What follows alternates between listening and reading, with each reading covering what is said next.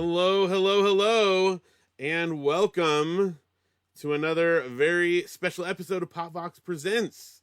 My name is Phil Vecchio. I'm here with my wonderful wife, Janelle. Hello. And today we are being joined by John and Rob of Pivot Clowj. Gentlemen, thank you so much for being here. Thanks for having us. Got some virtual applause in the chat room. Thank you, everyone who's joining us live. If you are here, please check in on the comments. Janelle will be monitoring that. If you have comments and questions like that throughout the show, we will pass that along to John and Rob. Sound good? Sounds good. Sounds good. We also have Luke in the other room monitoring and checking to make sure that everything is sounding good on the live stream. So. And Luke is your son. Oh yeah, Luke is my son. That's right. Well, I just assume everyone knows. So, John, thank you for returning, and Rob, thanks for being here for the first time. Our travelogue episode that we did very near the beginning of doing the show is still one of our highest viewed episodes. So it's really a treat to have you back. Well, thank you. Now, for those that don't know, you two are Pivot Clowj, but see, I think it was the end of last year you had a new EP come out. This was the first new Pivot Clowj since like 1998 or something like that. Is that I think that's correct. Outside of the reissues. Correct. Yes. What brought about that? How do we have the privilege of having Pivot Clowj back in the world? You know, I think it's we've talked about it for years. Talked about continuing the project. People were kind of under the impression that it was an older project and House of Wires somehow superseded the Pivot Clowj project, but we felt like it had never died. We just were on hiatus. And one of the obstacles, of course, was the distance. Me moving to Ohio and Rob being back in California, it's much harder to collaborate. So our collaborations were more along the lines of I'd remix a song for him, he'd remix for me, and we do this kind of collaborating style that way.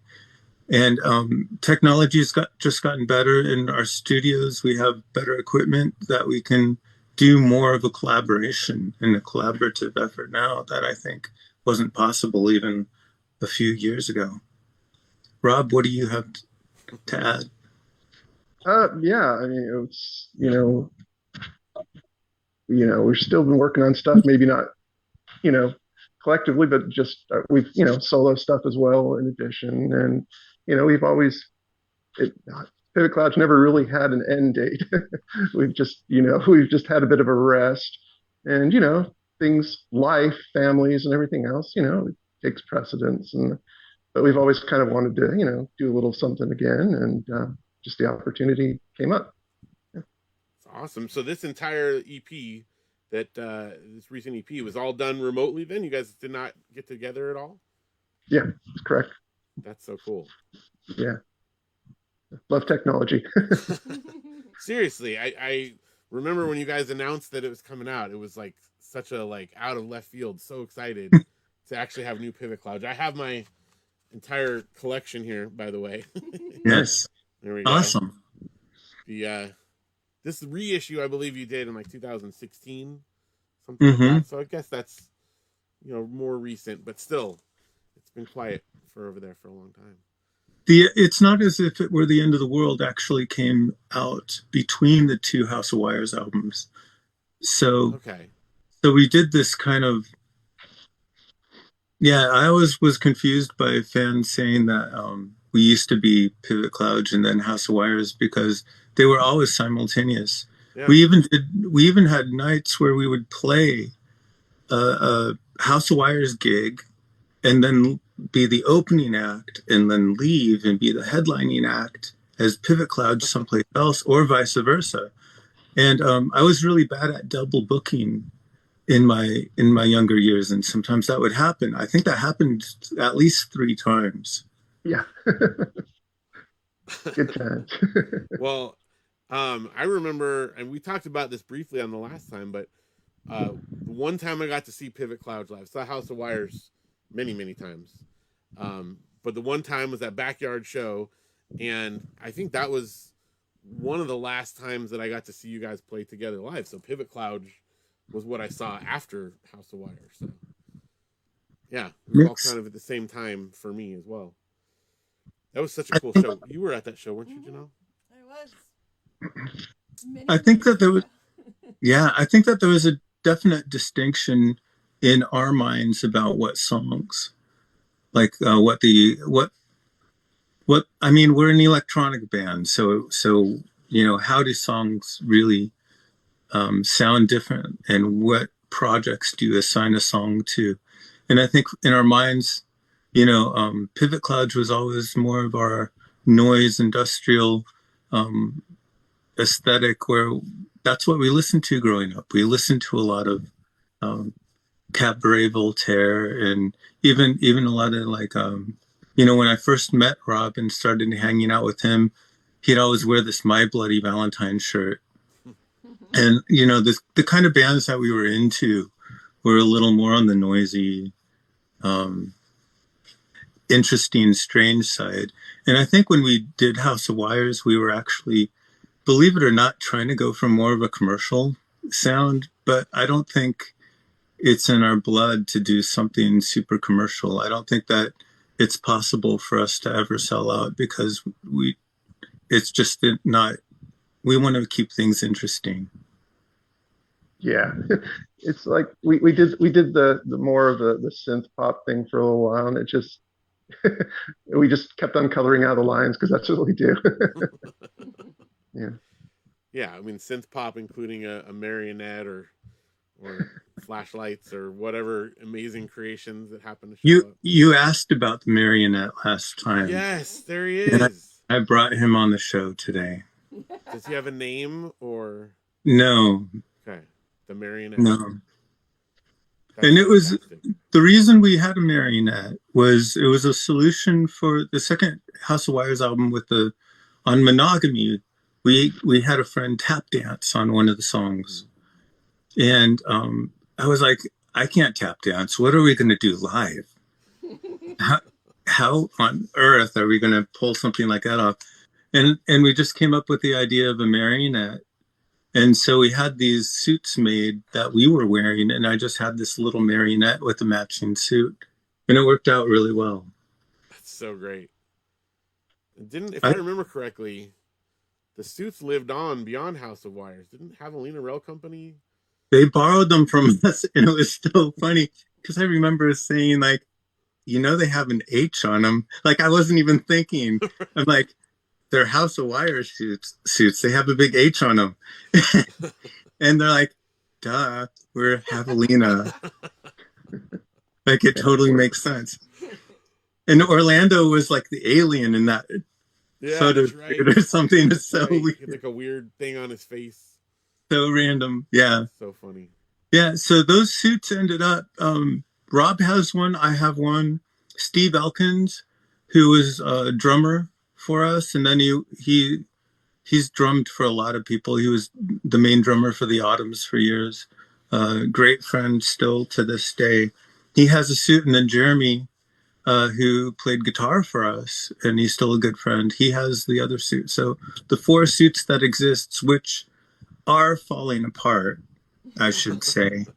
Not the material, but we tried to get this like really glittery, silvery subs, and what happened was when we went on tour with these, we'd sweat, and all of the like shimmery stuff would start flaking off. And at one time we got some fabric paint that was like a metallic silver fabric paint.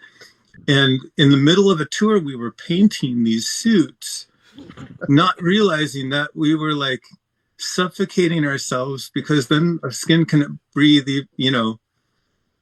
We sweated even more. Our skin passed out. Yeah, it was kind of awful. And so they just kind of sit in closets these days. Okay. I wore it on one travelogue show at one of the Autobahns when I don't remember what song I did, but I pulled out like Division or something randomly in the middle of a set, and I ran back really quick and put on that suit and ran out. That's so cool.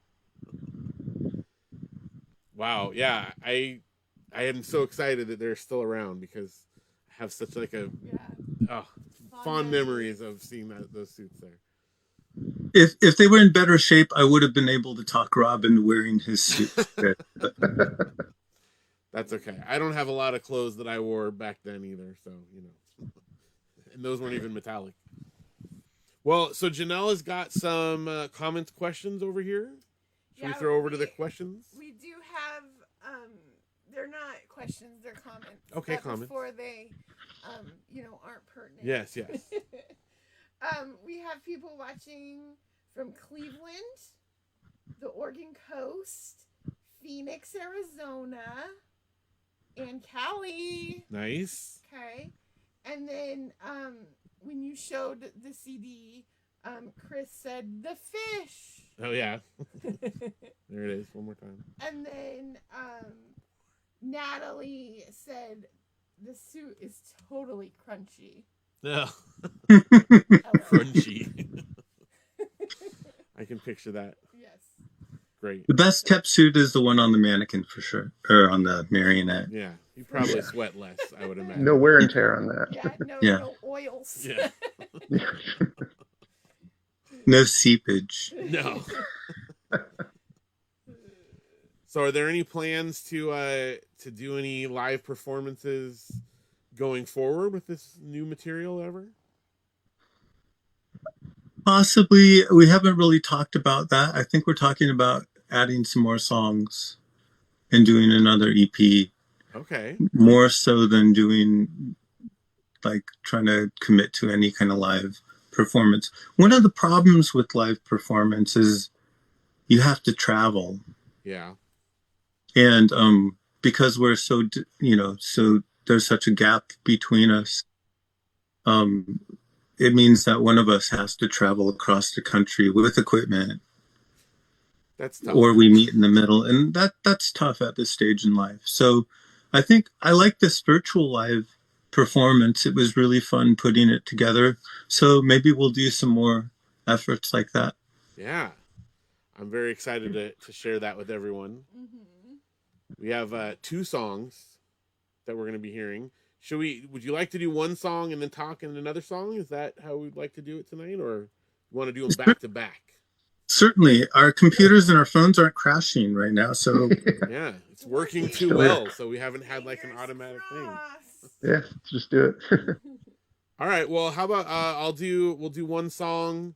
We'll come back to everyone, chat a little bit, and then we'll go into the second song. Sounds good. All right. This sounds great. We're going to start off with Television Junkie from Pivot Clowj.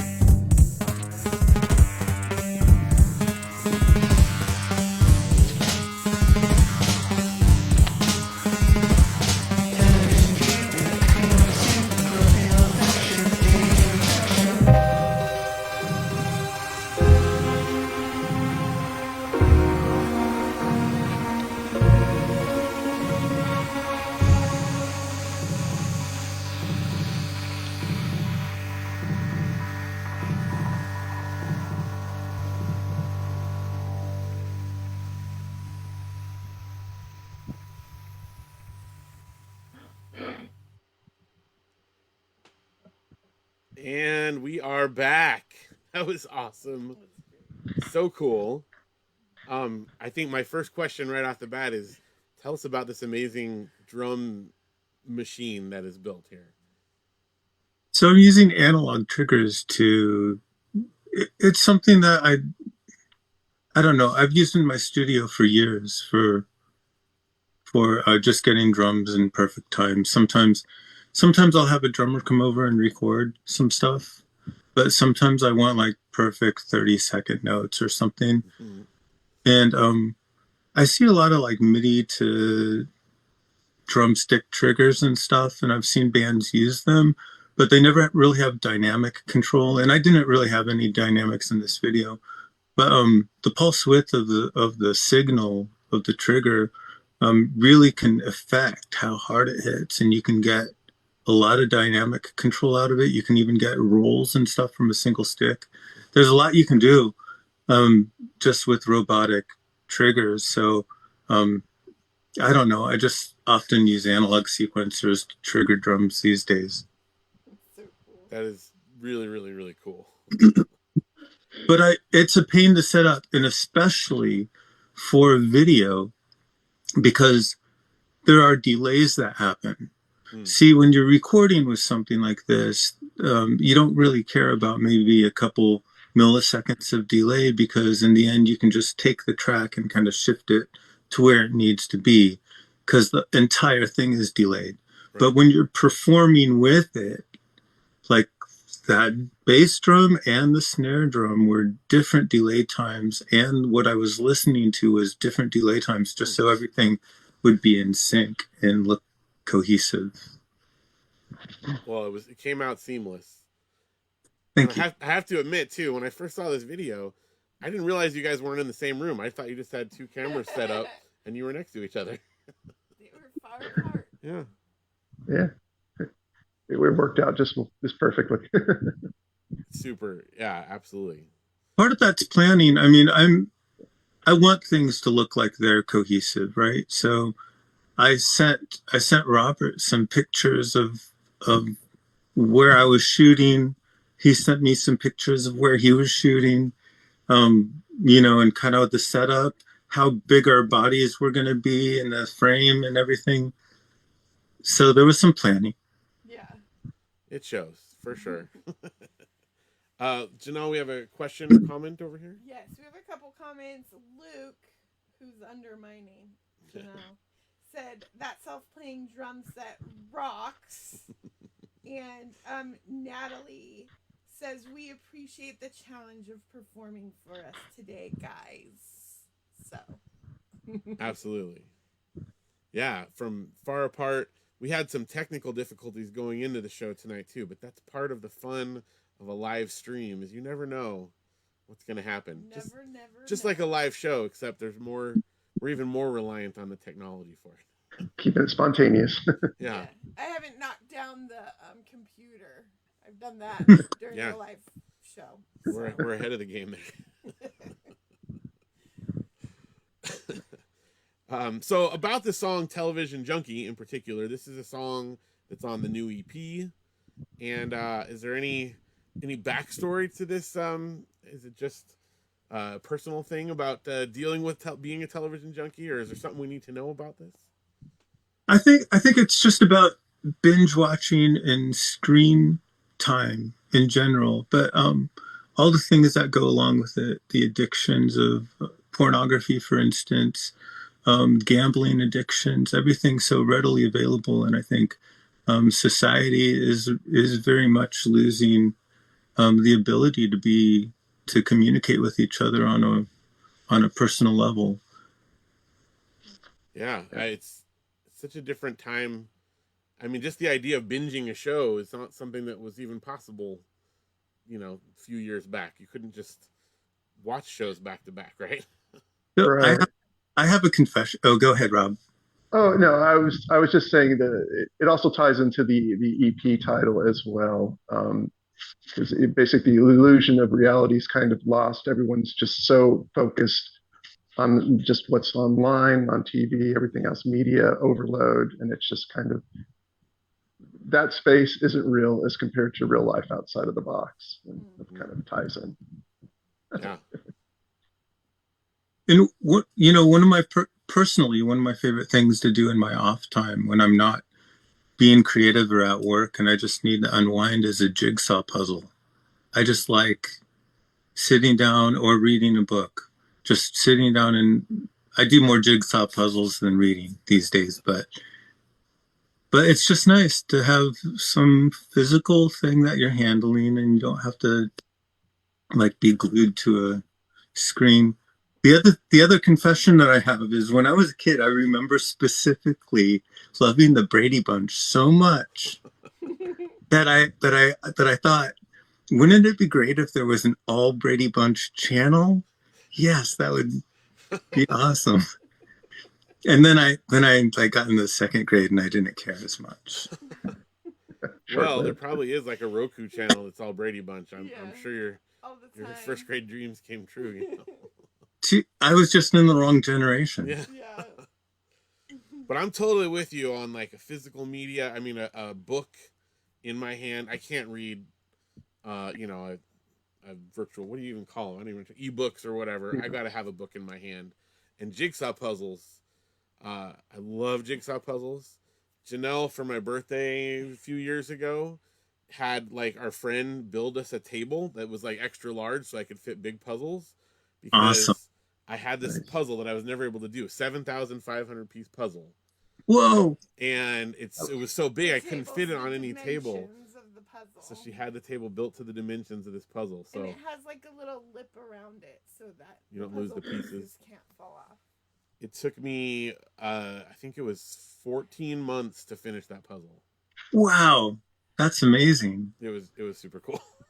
And you didn't have to worry about battery life, right? That's right. No. No. Just Yeah. finding a place to eat dinner was the biggest issue. We got I- got some TV trays. Yeah, that was a heavy TV tray period of time there. I hope I don't offend you by saying this, but I'm a little offended when people glue puzzles together. Oh no, I like breaking them apart, and if they're a fun puzzle, I'll do them again in a couple of years. You guys are the same. 100%.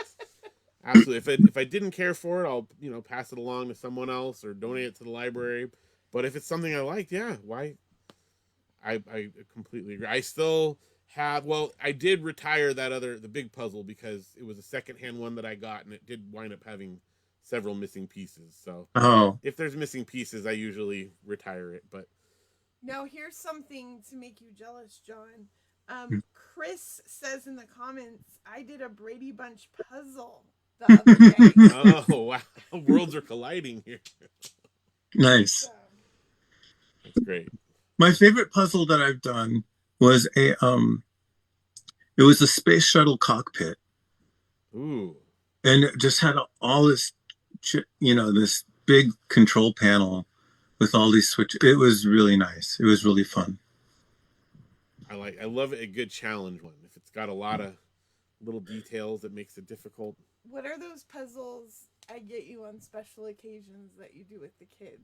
Ooh, have you ever done the magic? I think it's Magic Puzzle, right? Puzzle. The Magic Puzzle Company. No, I don't think so. They're really cool. It's a jigsaw puzzle. You build it, but it kind of comes in sections.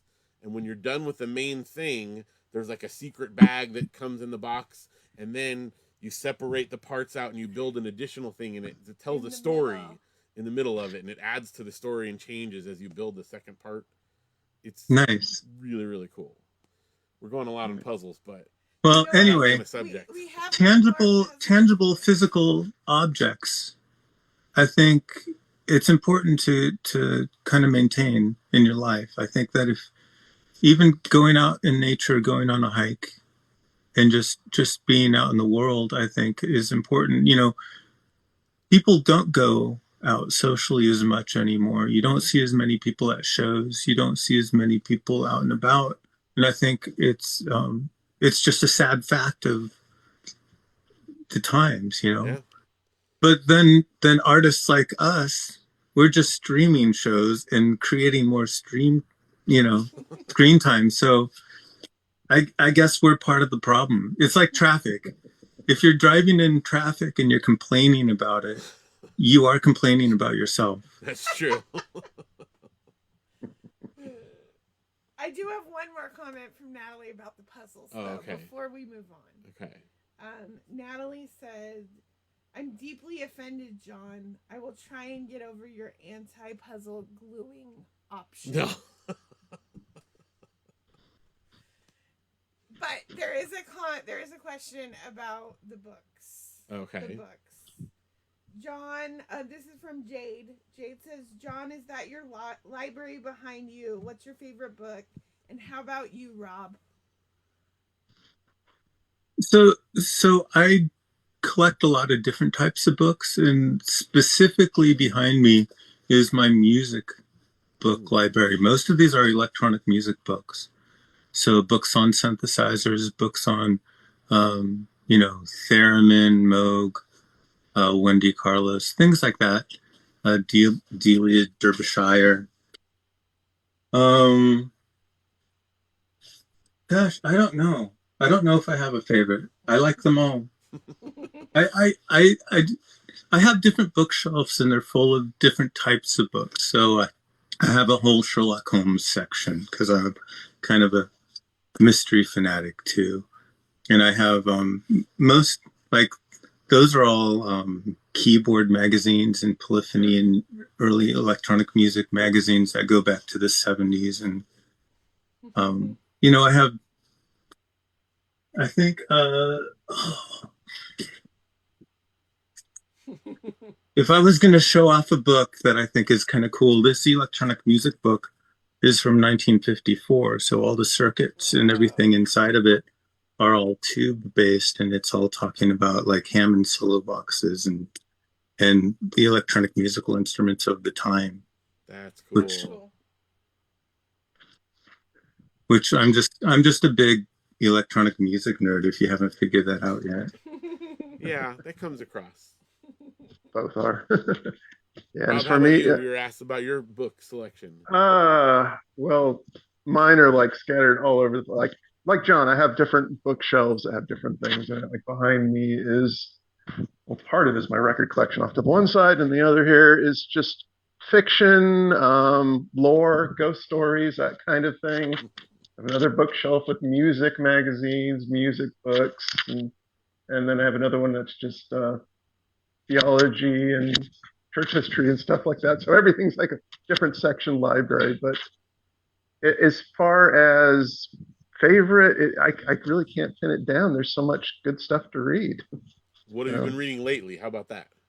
What I've been reading lately? Well, actually, a lot of old ghost stories actually written, like 1800s, Victorian era, just a lot of that type of stuff. Just just gotten into that lately. That's I had fun. so many books on that, and I just started to pick them up, and then just kind of kept going. M.R. James is one of the authors that's really good. When we've traveled around, and it's funny, at national parks, a lot of times they'll have regional ghost stories, or of the area, and we've picked up a few of those. One, like last summer. Yeah, like cryptid stuff and all that. Yeah, that's fun. That stuff is fun. Yeah, fun stuff. Wow. We I think, guys, we have a lot in common. We could just sit here and talk. I'm sitting behind here amongst all my books as well. It's just a wall of four walls of books. I'm in the corner. It's not books here. Yeah. So, appreciate it. Well, shall we listen to the second song? Perfect. Let's do it. All right. Up next from Pivot Clowj, we have Living. Here we go.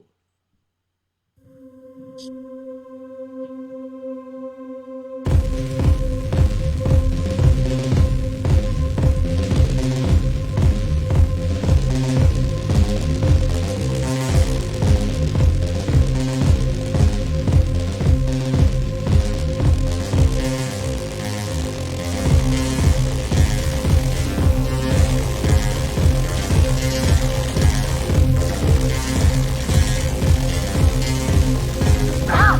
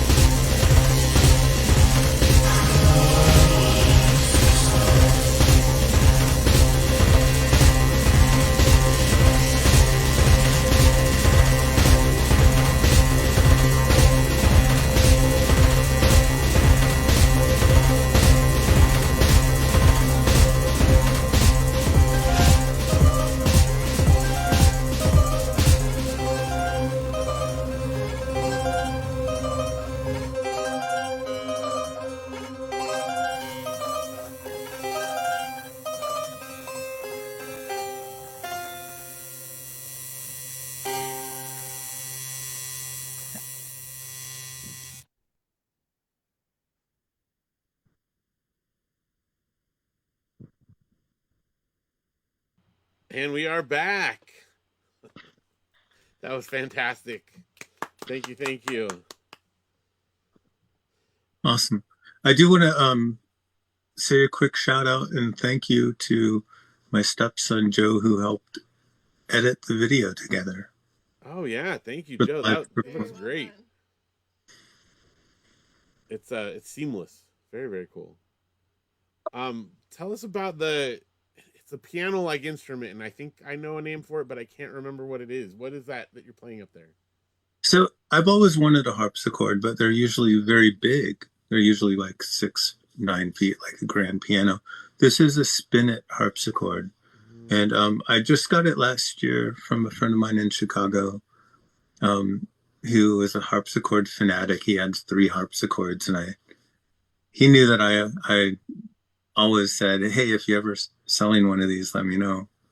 And so he finally said, "Okay, I'm willing to part with one." And I knew that they were in decent condition. It has a little it was in storage for a little while, so it has a little rot on one of the sides, but it sounds great and it's playable. So I'm as happy as a clam. Are clams happy? Yeah, I never understood that. I don't know. That's a good question. I mean, it depends on where they're at. Are they in the ocean bed still, or are they? They're being eaten. Yeah. I'm happy to have it, and I'm thankful that for Ryan for selling that to me Well, and giving me. Jade in the comments called it. She said, "Is that a harpsichord?" Harpsichord, yeah. Yes, it is. That's so cool. And the difference between a piano and a harpsichord, if you don't know, is a harpsichord plucks the strings rather than hammers the strings. I did not know that. Whereas a clavichord just lifts the stopper off the string to make it sound. Yeah. Huh. It's all about what it does to the string. So a piano is considered a percussion instrument. Oh, because And a harpsichord is not. Huh. I did not know that. I knew that piano was considered a percussion instrument from my I teach second grade, or I taught second grade at the time, and we learned it in that story, but I didn't know about the harpsichord. Interesting. That is so cool. It reminds me of I don't know, the Baroque period or something. I can picture people dancing around in a drawing room or something. I don't know. It's very much a Baroque instrument, yeah.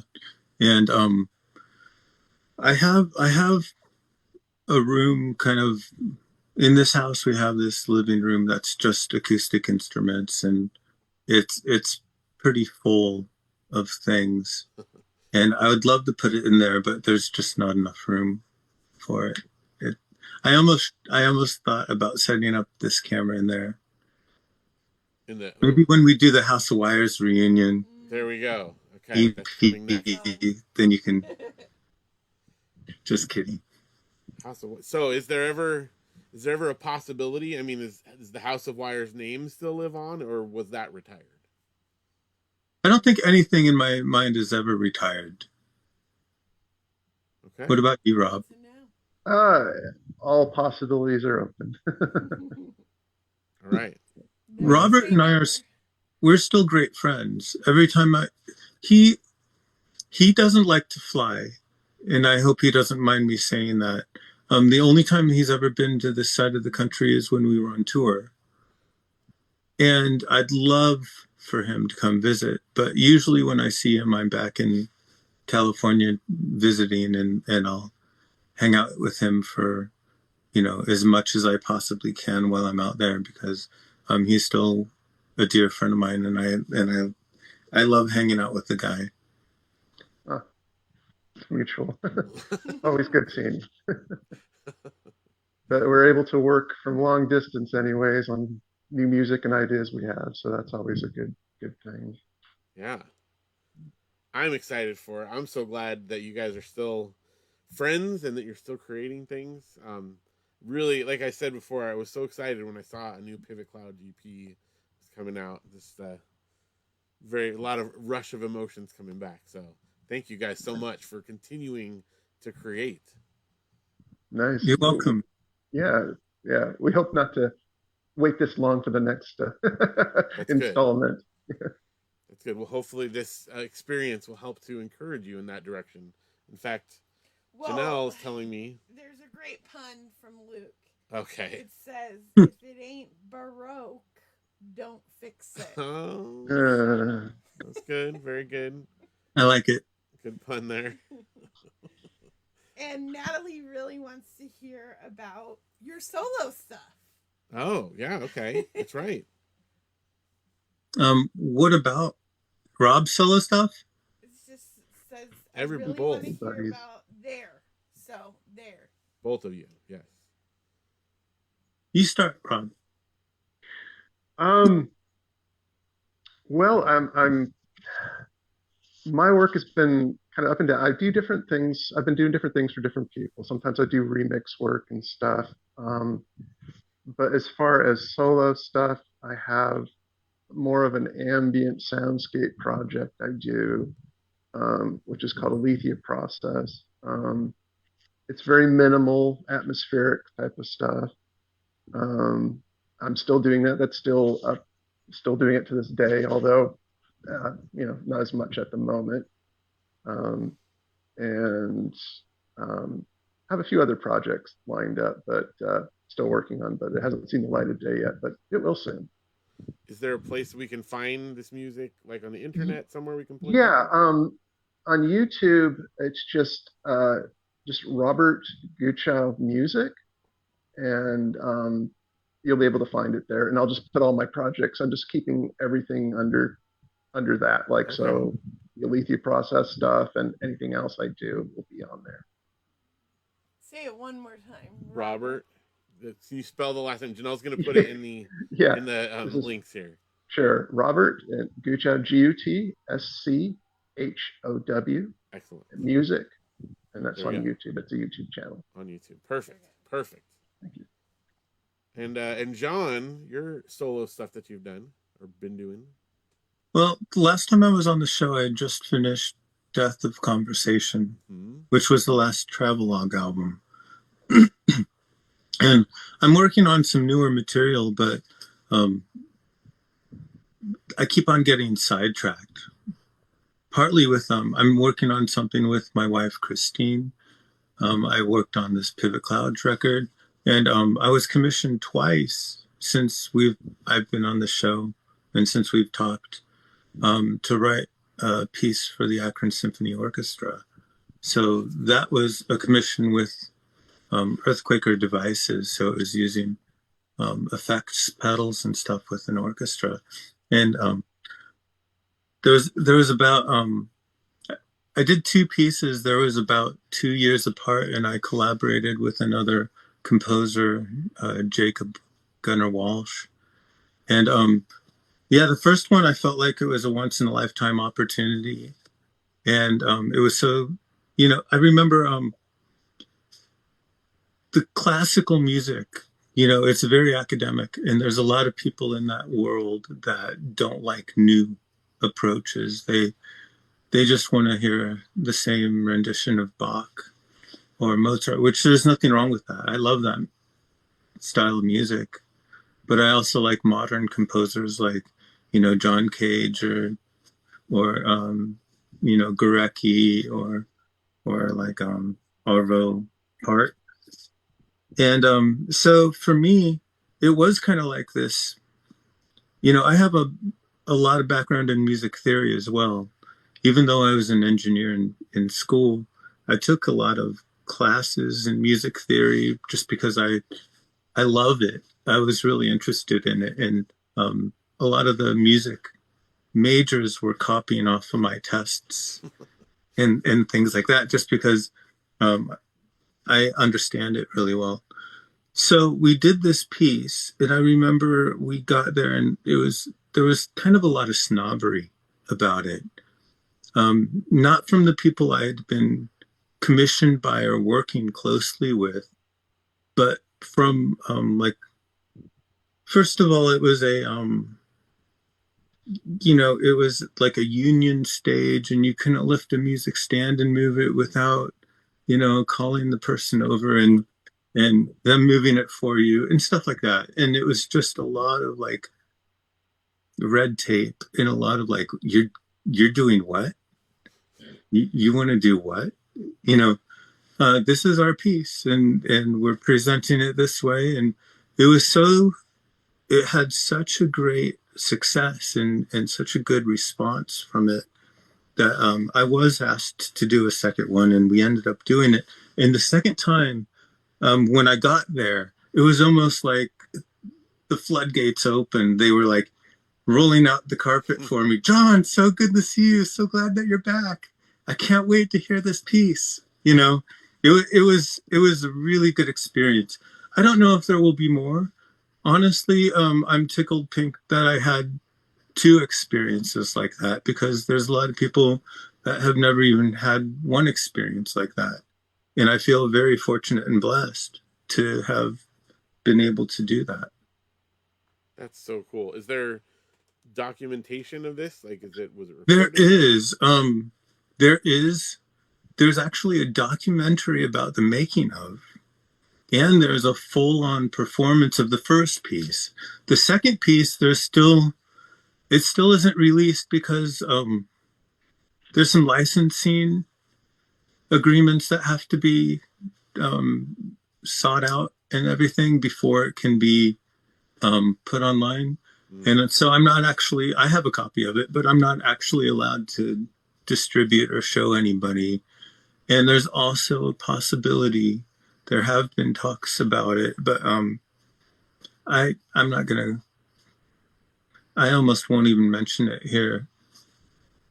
But it is exciting because it might Okay. be it might be up for a classical Grammy if all the Ooh, cards line up.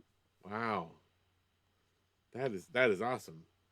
How can we find the first performance? Is there a place to send people? ASO Akron Symphony Orchestra. The piece was called Confluence. That's the one that's up on YouTube and YouTube. whatnot. And if you look up John Sonnenberg ASO Orchestra, you should be able to find it. Okay. And then as far as updating websites, I'm really terrible at that.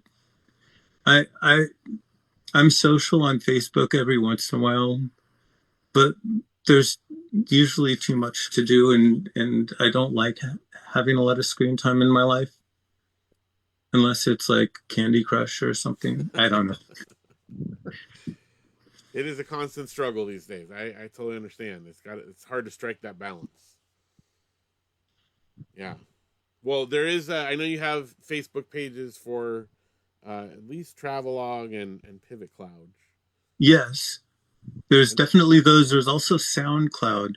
I think the SoundCloud and the Bandcamp Bandcamp, yes. pages. Um, there is a Pivot Clowj Bandcamp page and there's a Travelog Bandcamp page. That's probably where you'll find the most updated releases. Because lately I've been doing a lot of digital releases. It's although Rob and I have talked about maybe doing a vinyl of you know, Holiday Records did a digital only release of something that was called the Found Sessions, and Oh yeah. it was a House of Wires kind of third album of and they only released three of the five songs Ooh. because I've never done final mixes of the other two songs. So they just released what was finished. And there's actually another two songs, and I've toyed around with the idea of making like a split. It'd be funny because it's a split record of House of Wires and Pivot Clowj Split with yourself.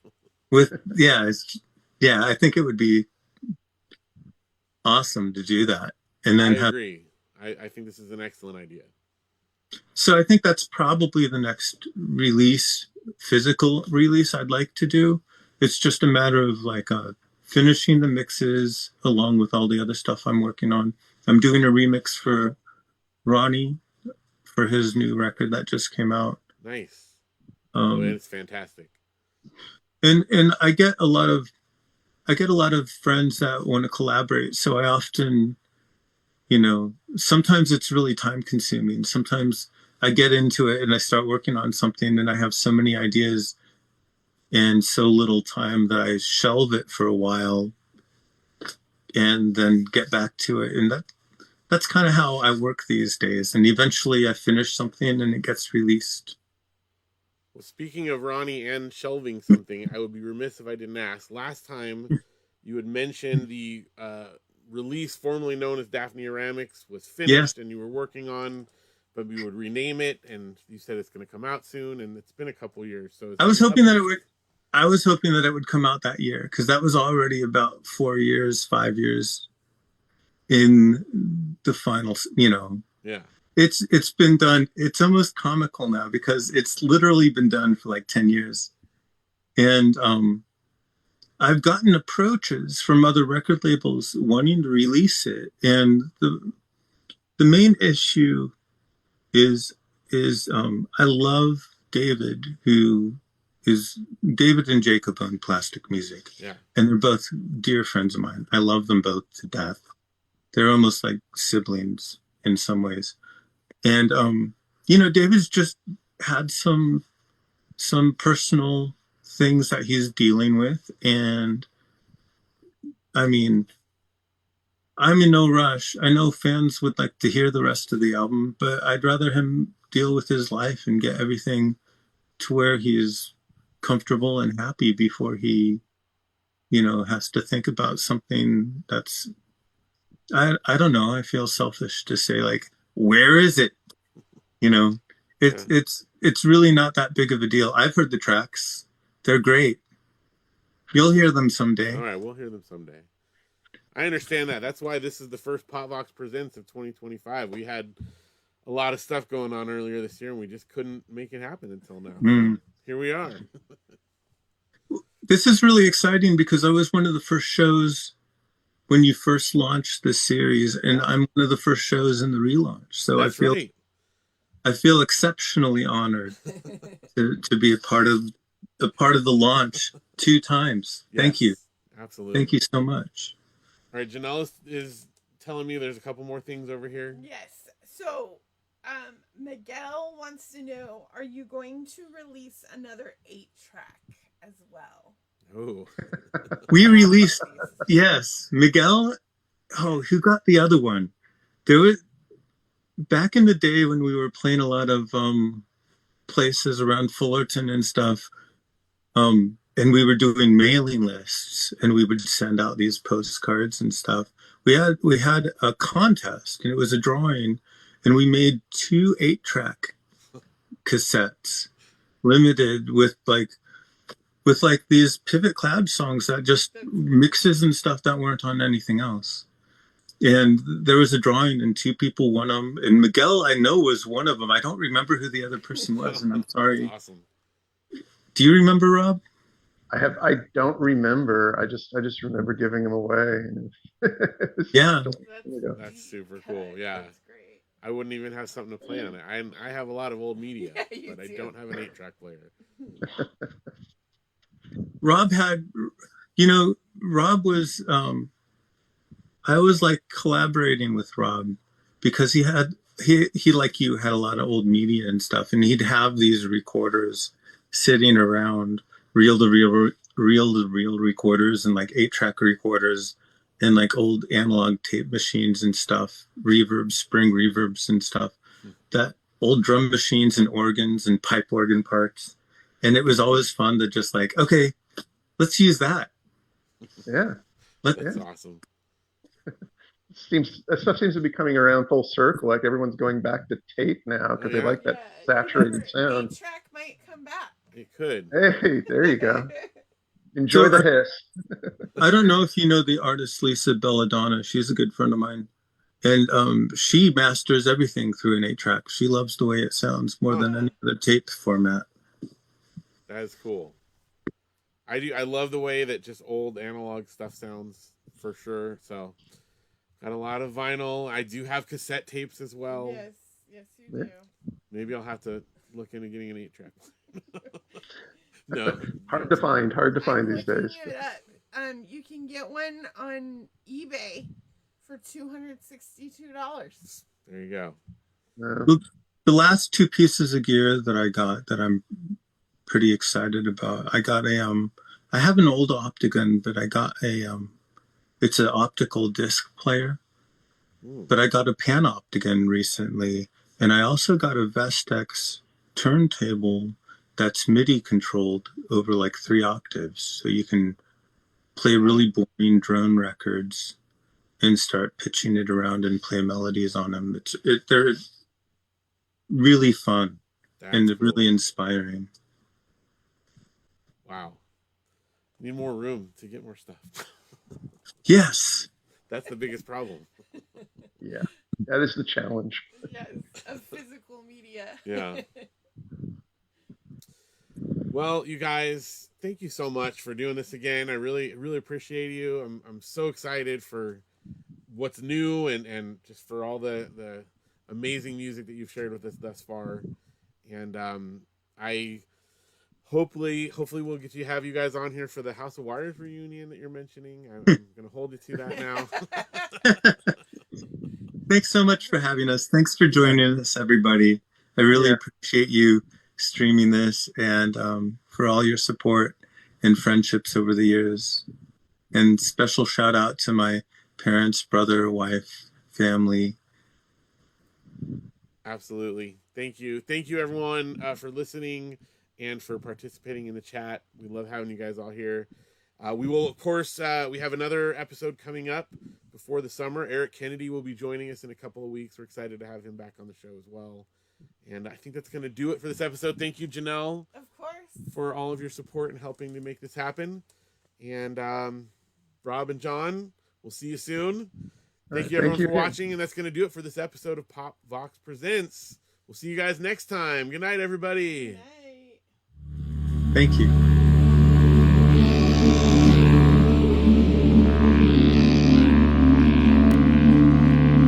And you stopped recording?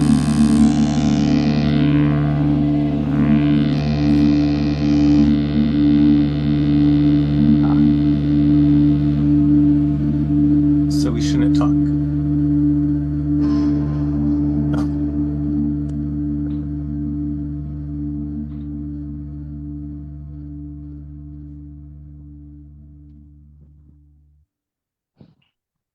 Yeah, one of I